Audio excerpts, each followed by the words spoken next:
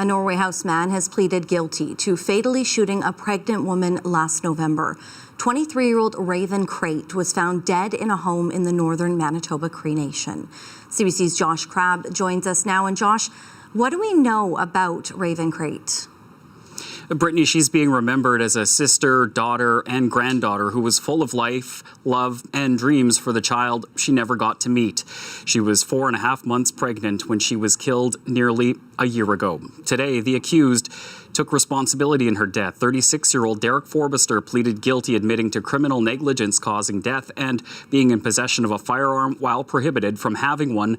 More than 20 people gathered with signs to call for justice, walking from the band office in Norway House Cree Nation to the Kennesaw CP multiplex, where the sentencing hearing was held.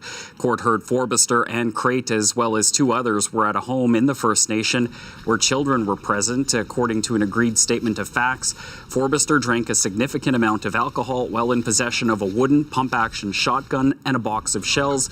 He admitted to loading and unloading it continuously and pulling the trigger. While alone in a room with Crate, court heard Forbister fired the gun in the direction of Crate, who was shot in the head. Her grandmother, Sandra Clark, says Crate was senselessly and cruelly taken from her family. I am traumatized by Raven's sudden death, and I keep seeing her in her casket, holding her precious baby boy, Nathaniel. I couldn't see her face because it was covered over by a cloth, but I could see her little boy in her arms.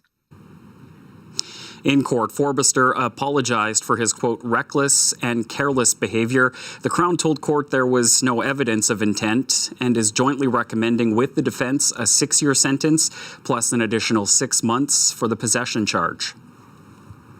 So Josh, Forbister was initially charged with manslaughter with a firearm. What did the Crown say about the reason for proceeding on a different charge? The Crown called the criminal negligence causing death with a firearm charge an equivalent charge at law because it carries the same mandatory minimum sentence of 4 years. The prosecutor told court the decision was made after a review of the law and the facts. No date for a sentencing decision has been set, but the case will be back in court November 20th. Brittany.